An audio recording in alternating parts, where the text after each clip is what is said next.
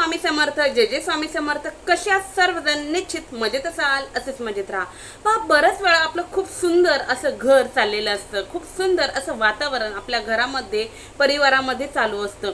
अगदी आपल्याला समाजामध्ये सुद्धा मान सन्मान इज्जत असते, प्रत्येक जण आपली वाहवा करत असतं। प्रत्येक ठिकाणी अगदी कामाच्या ठिकाणी सुद्धा आपल्याला सल्ला विचारण्यासाठी चार जण येत असतात की बाबा रे तू काय करतो, तुझी प्रगती कशी चाललेली आहे।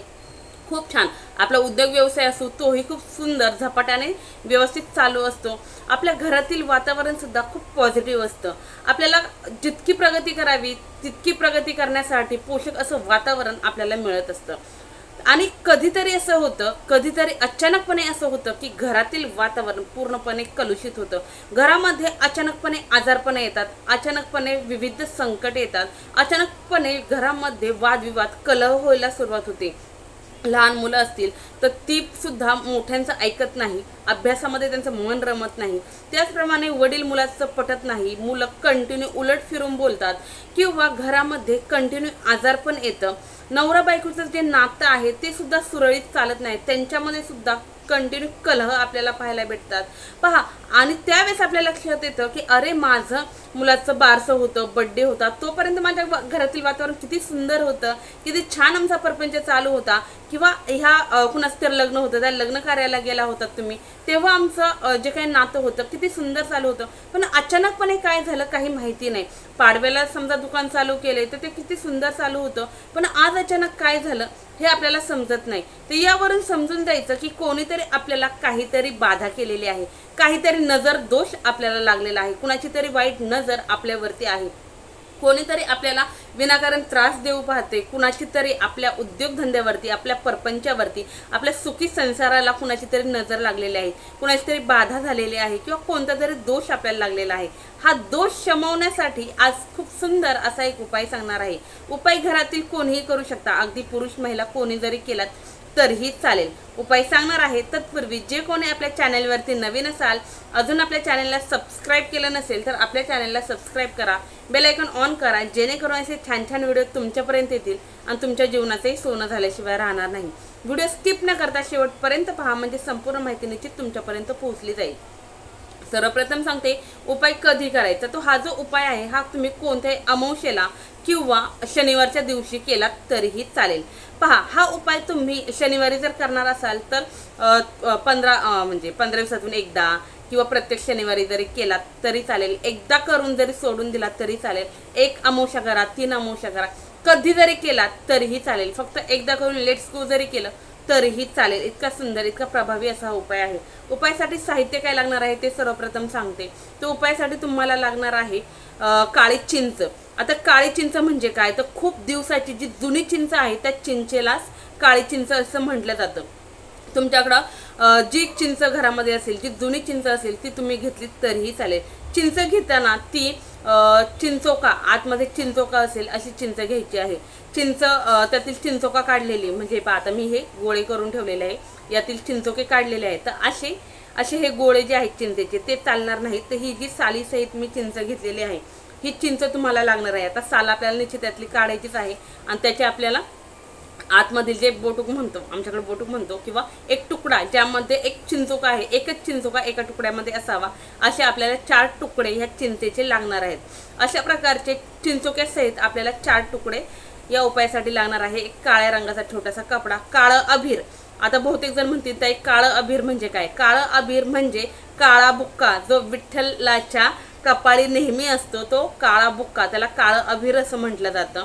हे काळं अभीर थोडंसं तुम्हाला या उपायासाठी लागणार आहे। त्यानंतर भीमसेनी कापूर।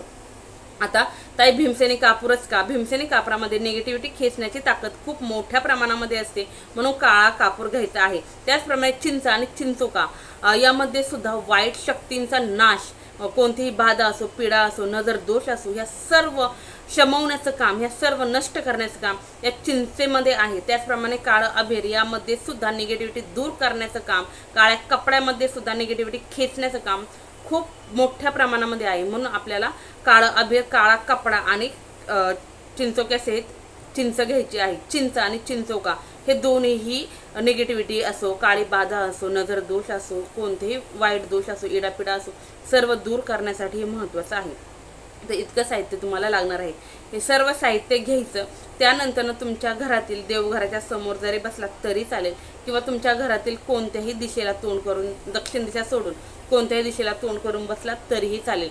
बसण्यापूर्वी स्वच्छ हातपाय वगैरे धुवायचे, एक आसन घ्यायचं, त्या आसनावरती बसायचं। प्रथम दिवा लावून घ्यायचा। कोणताही उपाय किंवा सेवा करताना प्रथम दिवा प्रज्वलित करायचा, कारण कोणताही सेवा उपाय तोडगा करताना तो अग्नीला साक्षी मानून जर केला तर निश्चित तो फलदायी ठरतो। प्रथम दिवा प्रज्वलित करा। त्यानंतर अगरबत्ती आणि धूप असेल तर ती लावून घ्या। ती धूप दीप अगरबत्ती सर्व या साहित्याला फिरवून घ्या। गंगाजल असेल तर थोडंसं गंगाजल या साहित्यावरती शिंपडून घ्या। गंगाजल नसेल तर गुलाब पाणी शिंपडून घ्या, आणि थोडीशी अत्तर असेल तर तीही शिंपडून घ्या। त्यानंतर धूपदीप अगरबत्ती ओवाळून घ्या। त्यानंतर तुम्हाला काय करायचं आहे, एक पाट घ्या किंवा चौरंग घ्या, त्यावरती जो काळ्या रंगाचा छोटे छोटे 4 तुकडे लागणार आहे, अगदी छोटे, इतकेसे असले तरी चालते। छोटे छोटे काळ्या रंगाचे 4 तुकडे घ्या। ते 4 तुकडे व्यवस्थित एका लाईनीमध्ये ठेवलं तरी चालेल, जसं तुम्हाला शक्य आहे तशा प्रकारे ते 4 कापडाचे छोटे छोटे तुकडे काळ्या रंगाचे ठेवून द्या।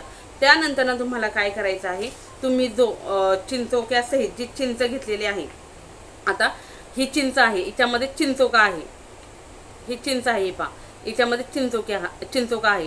तर ह्या चिंचोका असलेली ही जी चिंच आहे, याला तुम्ही कोणताही आकार देऊ शकता। गोल आकार द्या, किंवा आहे तसा चौकोनी आकार जरी ठेवला तरीही चालेल, किंवा आकार जर वळत असेल, निश्चित ती जुनी चिंच आहे तिला आकार येतो, गोल द्या, चौकोनी द्या, कसाही द्या। असे छोटे छोटे तुम्हाला 4 गोळे या हे जे आहे 4 गोळे तुम्हाला याचे करून घ्यायचे आहेत। हे 4 गोळे करून घ्यायचे, आणि हे 4ही गोळे एका एका कपड्यावरती ठेवून द्यायचे। एका एका कपड्यावरती 4ही गोळे चिंचोक्या सेट ठेवून द्यायचे। त्यानंतर जे काळं अभीर मी तुम्हाला सांगितलं, हे काळं अभीर जे आहे ते काळं अभीर चिमूटभर ह्या 3 बोटांमध्ये काळं अभीर पकडायचं। हे बोट सोडायचं आणि करंगळी सोडायची, 3 बोटांमध्ये काळं अभीर पकडायचं आणि चिमूटभर 4ही चिंचांवरती थोडं थोडं सोडायचं। त्यानंतर जो मी भीमसेनी कापूर सांगितला, भीमसेनी कापराचा एक एक तुकडा तुम्हाला या 4ही कपड्यांवरती ठेवायचा। अगदी छोटा छोटा तुकडा घेतला तरी चालेल, त्यावरती ठेवायचा। आता भीमसेनी कापूर नाही भेटला तर हे पहा, आपल्याला उपाय करायचा आहे, त्यामुळे भीमसेनी कापूरच हवा आहे। भीमसेनी कापूरच तुम्ही पूजेच्या साहित्याच्या दुकानात गेलात तर सहजरित्या उपलब्ध होईल, तर तिथून भीमसेनी कापूरच आणायचा आहे। 4ही याच्यावरती ठेवायचा। त्यानंतर या 4ही पोटल्या पॅक बंद करायच्या, 4ही पोटल्या पॅक करायच्या, आणि तुमच्या घरातील 4ही दिशांना, 4ही दिशांच्या कोपऱ्यांमध्ये हे 4 जे पोटल्या तुम्ही केलेल्या आहेत ह्या ठेवून द्यायच्या। प्रथम काय करायचं, 4ही एक सोबत नाही ठेवायच्या, एका प्लेटमध्ये घ्या। त्यानंतर एक ठेवा, एक पूर्व कोपऱ्यामध्ये ठेवली, पूर्व कोपऱ्यामध्ये तुम्ही एक पोटली ठेवली तर तेथे बसायचं, आसन घ्यायचं, तेथे बसायचं। तेथे बसून तुम्हाला कालभैरव अष्टकम सर्वांना माहिती आहे, नित्यसेवेच्या पुस्तकामध्ये स्वामींचं आपल्या श्री स्वामी समर्थ महाराजांचं जे नित्यसेवेचं पुस्तक आहे त्याच्यामध्ये 109 पानांवरती काळभैरव अष्टकम दिलेलं आहे, हे ठेवायचं। हे ठेवल्याच्या नंतर तुम्हाला काय करायचं आहे, काळभैरव अष्टकमचं पठण करायचं। काळभैरव अष्टकमचं पठण करताना एका साईडला तुम्हाला, ज्यामध्ये आपण धूपदीप जाळतो, त्यामध्ये तुम्हाला भीमसेनी कापराची एक वडी जाळायची आहे, कापूर तो जाळायचा आहे, आणि ते कापूर जळत असताना तुम्हाला काळभैरव अष्टकेचं पठण करायचं आहे। एक वेळा कालभैरव अष्टक तेथे म्हणून झालं की तेथून उठायचं, आसनही घ्यायचं, आणि दुसऱ्या कोपऱ्यामध्ये पश्चिम कोपऱ्यामध्ये जाऊन बसायचं। पश्चिम कोपऱ्यामध्ये सुद्धा सेम असंच करायचं। ती पोटली पश्चिम कोपऱ्यामध्ये दुसरी पोटली ठेवायची, भीमसेनी कापूर जाळायचा, पुन्हा कालभैरव अष्टकमचं एक वेळा पठण करायचं, पुन्हा नंतर उठायचं, उत्तर कोपऱ्यामध्ये जायचं, उत्तर कोपऱ्यामध्येही ती पोटली ठेवायची, कालभैरव अष्टकमचं पठण भीमसेनी कापूर जाळायचा, आणि त्यानंतर तिथून उठून पुन्हा दक्षिण कोपऱ्यामध्ये जायचं, तिथे ठेवायचं कालभैरव अष्टकमचं पठण। भीमसेनी कापूर जळत असताना प्रथम भीमसेनी कापूर प्रज्वलित करायचा, त्यानंतर कालभैरव अष्टकमचं पठण करायचं। अशा प्रकारे 4ही कोपऱ्यांमध्ये तुम्हाला कालभैरव अष्टकम म्हणून झाल्याच्या नंतरनं तुम्हाला काय करायचं आहे, त्या रात्री अमावस्येच्या रात्री त्या ज्या पोटल्या आहेत त्या तिथेच ठेवायच्या आहेत, त्या तिथेच ठेवायच्या, किंवा शनिवारी उपाय करता तर शनिवारच्या रात्री त्या पोटल्या तुम्हाला तिथेच ठेवायच्या। दुसऱ्या दिवशी ज्यावेळेस तुम्ही उठाल त्यावेळेस स्वच्छ स्नान वगैरे करायचं। स्वच्छ स्नान वगैरे करून झाल्याच्या नंतरनं या ज्या 4ही कोपऱ्यांमधील पोटल्या आहेत त्या 4ही पोटल्या पुन्हा एकत्रित करायच्या। एकत्रित करून या पोटल्या काय करायच्या, तर यामधील जी एक पोटली आहे त्या मिक्स जरी झाल्यात तरी काही हरकत नाही, त्यातील एक पोटली घ्यायची। एक पोटली जी आहे ती एक पोटली तुम्हाला काय करायची आहे, तुमच्या सोबत ठेवायची, कंटिन्यू ती पोटली तुमच्या सोबत ठेवायची। दुसरी जी पोटली आहे ती तुमच्या घरातील जो कर्ता व्यक्ती आहे, तुमचे मिस्टर असो, तुमचे सासरे असो, तुमचे सासू, जे कोणी आहे त्यांच्या सोबत ठेवायची। कारण त्यांना जर तुम्हाला वाटत असेल कोणाची तरी नजर लागलेली आहे, काहीतरी बाधा झालेली आहे, तर त्यांच्याजवळ ठेवा। तिसरी जी पोटली आहे, तिसरी पोटली जो तुमचा गल्ला आहे, जिथे तुम्ही पैसे ठेवता त्या ठिकाणी ठेवायची आहे। तुमच्या घरातील तिजोरीमध्ये ठेवली तरी चालेल, किंवा तुमच्या उद्योगधंद्यातील गल्ल्यामध्ये किंवा तिजोरीमध्ये जरी ठेवली तरी चालेल, कारण कुठूनही पैसा जरी आला तरी तो निश्चित घरामध्येच येतो। आणि चौथी जी राहिलेली पोटली आहे, ही पोटली तुम्ही तुमच्या गाडीमध्ये बांधू शकता, किंवा तुम्ही तुमच्या याच्यामध्ये मुख्य दरवाजाला जरी बांधले तरीही चालेल। पहा, कधी कधी काय होतं की आपलं सगळं व्यवस्थित चालू असतं आणि आपण फक्त बाहेर जाऊन नटून थटून काही कार्यक्रम असतो, फक्त बाहेर जाऊन घरामध्ये येतो, तरीही आपलं डोकं दुखायला लागतं, आपली चिडचिड व्हायला सुरुवात होते। आपली लहान मुलं असो त्यांनाही नजर पटकन लागते, अगदी लहान मुलाला तर आपल्या आईची सुद्धा नजर लागते। तसंच घरातील काही व्यक्ती असे असतात की त्यांना कुणाचं काही खाल्लं पिल्लं तरीही त्यांचं डोकं जड होतं, अगदी त्यांना काही सुचत नाही किंवा काही ना काही त्रास होतो। तर लहान मुलांचा असो, कुणाचाही असो, किंवा अचानक आजारी असल्यागत वाटतं।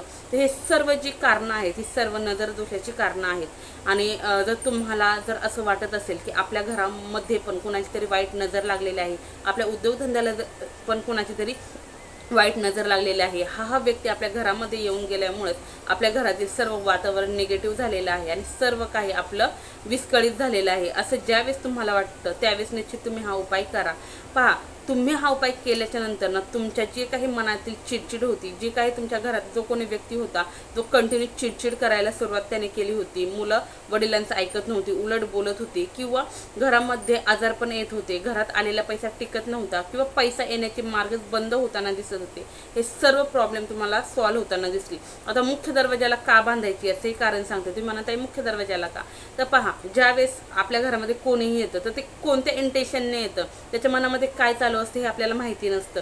मग त्याच्या मनामध्ये काहीही असू द्या, हे जे काही आपण पोटली तयार केलेली आहे यामुळे त्याचे सगळे विचार बाहेरच राहणार आहे, त्याच्या मनातील सगळी निगेटिव्हिटी बाहेरच राहणार आहे आणि घरामध्ये जी काही निगेटिव्हिटी आहे ती सुद्धा यामुळे बाहेर जाणार आहे। म्हणून मुख्य दरवाजाला एक पोटली बांधायची। गाडीमध्ये का ठेवायची, तर तुम्ही कंटिन्यू जर तुमच्या गाडीने प्रवास करत असाल आणि तुम्हाला भीती वाटत असेल, मनामध्ये एक भीती बसली असेल की बाबा आपला ॲक्सिडेंट होईल, काहीतरी आपल्याला हे बाधा होईल, किंवा अपकाली मृत्यूचं वगैरे काही भय जर वाटत असेल तर गाडीमध्ये जरी ठेवलं तरी हे भय तुम्हाला वाटणार नाही। सर्व संकटांपासून तुमचं संरक्षण यामुळे होणार आहे। तिजोरीमध्ये पैसा येण्यासाठी ठेवायचं, स्वतःजवळ कोणाची नजर दोष वाईट पीडा कोणी कितीही काळी बाधा काही जादूटोणा करू द्या तो तुमच्यावरती काहीही होणार नाही, यासाठी तुम्हाला तुमच्या सोबत ठेवायची आहे। तर या प्रकारे तुम्हाला हा उपाय करायचा आहे। ताई, किती दिवस पोटली ठेवायची, तर ही पोटली तुम्ही कितीही दिवस ठेवू शकता, कितीही दिवस सोबत ठेवू शकता। ज्यावेळेस तुम्हाला असं वाटेल की आता माझं सर्व काही सुरळीत झालेलं आहे आणि मला आता या पोटलीची गरज नाही, त्यावेळेस ही पोटली तुम्ही वाहत्या पाण्यामध्ये सोडून द्या, निर्माल्यामध्ये टाकून द्या, किंवा एखाद्या मोठ्या झाडाच्या खोडापाशी एक खड्डा करून त्या खड्ड्यामध्ये जरी ही पोटली गाडून टाकल्यात तरीही चालेल, काहीही हरकत नाही। आणि ज्यावेळेस तुम्हाला वाटेल की आता माझ्या जीवनामध्ये पुन्हा प्रॉब्लेम यायला सुरुवात झालेली आहे त्यावेळेस तुम्ही पुन्हा नव्याने हा उपाय निश्चित करू शकता। तर निश्चित सांगितलेली सर्व माहिती तुम्हाला समजली असेल। व्हिडिओ कसा वाटला एक कमेंट्समध्ये सांगायला विसरू नका। तसेच कमेंट्समध्ये श्री स्वामी समर्थ जे स्वामी समर्थ हे लिहायलाही विसरू नका। कमेंट्समध्ये छान छान कमेंट्स करत चला, जे भरभरून प्रेम देत आहात असंच भरभरून प्रेम तुम्ही देत राहा। तुमच्या खूप भरभरून प्रेमाची मला गरज आहे। त्याचप्रमाणे आपल्या व्हिडिओ खूप जण पाहतात पण लाईकच करत नाही, तर चॅनेलला लाईक करत चला, व्हिडिओ होता होईल तितके शेअर करत चला, जेणेकरून दुसऱ्यांच्याही जीवनामध्ये ज्यावेळेस छान अनुभूती येईल त्यांचंही खूप छान व्हायला सुरुवात होईल, त्यावेळेस निश्चित ते भरभरून आशीर्वाद तुम्हालाही देतील आणि त्याचं फळ तुम्हालाही निश्चित भेटेल। म्हणून व्हिडिओ होता होईल तितके शेअर करा आणि छान छान कमेंट्स करत चला। तुमच्या छान छान कमेंट्स वाचून मलाही नवनवीन माहिती तुमच्यापर्यंत घेऊन यायला छान वाटतं। निश्चित झालेली सांगितलेली सर्व माहिती समजली असेल। व्हिडिओ कसा वाटला पुन्हा सांगते, कमेंटमध्ये सांगत चला। झालेली सेवा स्वामींच्या निरुदू। श्री स्वामी समर्थ, जय जय स्वामी समर्थ, श्री स्वामी समर्थ महाराज की जय।